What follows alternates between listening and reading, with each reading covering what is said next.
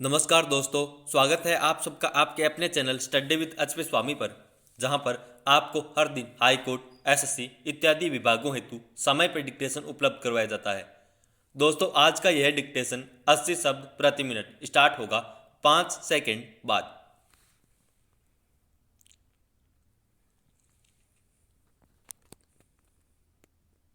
Start. माननीय सभापति महोदय, मैं आपका बहुत आभारी हूँ जो आपने मुझे इस बिल पर बोलने के लिए समय दिया है। यह जो बिल सहकारिता समिति को एक समिति में भेजने का निश्चय किया गया है, जिस पर कल से बहस हो रही है, उस पर मैं आपके आदेश से कुछ कहना चाहता हूँ।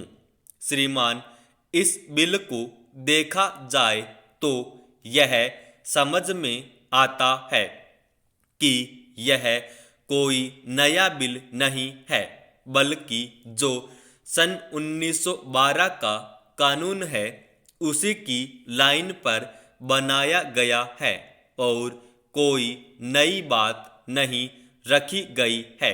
श्रीमान, इसमें सहकारी खेती की बात रखी गई है।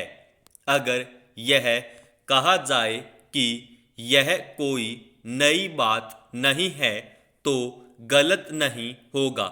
जहाँ तक सहकारी खेती का संबंध है तो उसकी तरफ जनता और विशेषकर किसानों का बिल्कुल कोई सुझाव नहीं है और उनका झुकाव न होने के कारण उन्होंने उसे इस सीमा तक नहीं अपनाया जितनी सरकार को आशा थी। श्रीमान, आपको मालूम है कि नागपुर कांग्रेस में यह प्रस्ताव पास हुआ है कि सहकारी खेती कराई जाए। पूरे देश में इस समय इसका जोर चल रहा है और इसको लाने के लिए न मालूम इसके कितने रूप रखे गए हैं।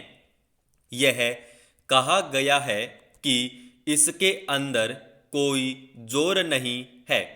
अभी एक माननीय सदस्य कह रहे थे कि राजनैतिक पार्टी के लोग यहाँ पर सहकारिता के संबंध में कुछ कहते हैं और बाहर किसानों से कुछ और ही कहते हैं। वे किसी से यह भी कहते हैं कि तुम्हारी जमीन छिन जाएगी। मैं यह निवेदन करना चाहता हूँ कि यह जो कहा गया है और किसानों के अंदर जो भावना पैदा होती है वह इस बिल से साफ स्पष्ट होती है कि वह गलत भावना नहीं है। मैं यह जानता हूँ कि जब किसान पार्टी का जोर बढ़ा और किसानों की आवाज़ ऊंची हुई तो सरकार ने और हमारे नेताओं ने यह कहना शुरू कर दिया कि हम सहकारी खेती को किसानों के ऊपर लादना नहीं चाहते, बल्कि यह तो किसानों की इच्छा पर है। लेकिन इसके साथ ही साथ एक बात मैं पहले भी निवेदन कर चुका हूँ और फिर भी निवेदन करना चाहता हूँ कि नेताओं का अपना विचार होना चाहिए। किसी सभा में जब यह कहा गया कि यह जो सहकारी खेती शुरू की गई है यह तो अंत में सामूहिक खेती की तरफ ले जाएगी। माननीय सभापति महोदय, उन्होंने साफ कह दिया कि अगर सामूहिक खेती होती है तो इसमें भी मुझे कोई आपत्ति नहीं है। मैं यह कहना चाहता हूँ कि इस बिल को देखने से यह साफ स्पष्ट होता है कि उस सहकारी समिति के जितने सदस्य होंगे वह अपनी अपनी जमीन को एक साथ कर लेंगे और अगर समिति से निकालना चाहेंगे तो एक साथ अधिक जमीन उसको नहीं मिल सकती है। इस बिल के संबंध में इस सदन के सरकारी दल वाले लोगों ने और विरोध दल के लोगों ने बहुत सी बातें कही हैं। जैसा कि यह बिल है, इसको अभी समिति के सामने विचार के लिए जाना है और वहां से विचार होने के बाद यह इस सदन के सामने फिर से विचार के लिए पेश किया जाएगा।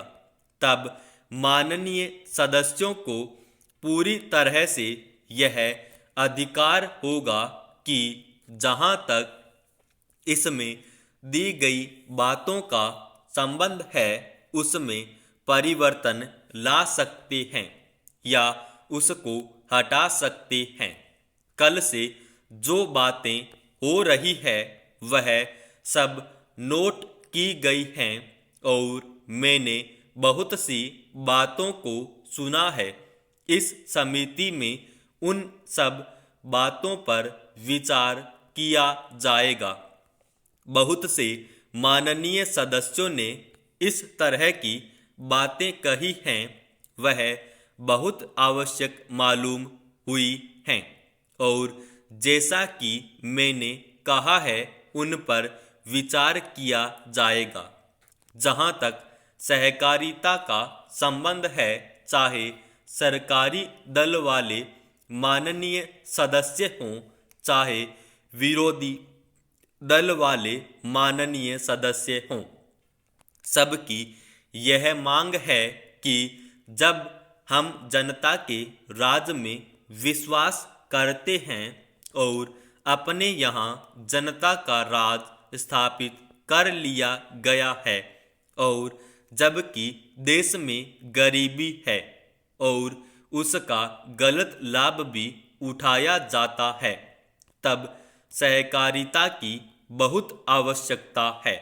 इसको रोकने की आवश्यकता है। यह सभी लोगों की राय है। जहां तक इस सहकारी बिल का संबंध है, बहुत से माननीय सदस्यों ने बहुत सी बातें इसके संबंध में कही हैं।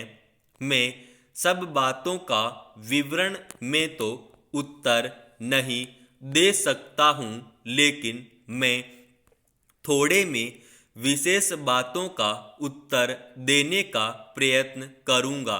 जैसा मैंने अभी कहा, जब हमने अपने यहाँ जनता का राज स्थापित किया है तो हमें अपने समाज के ढांचे को बदलना पड़ेगा।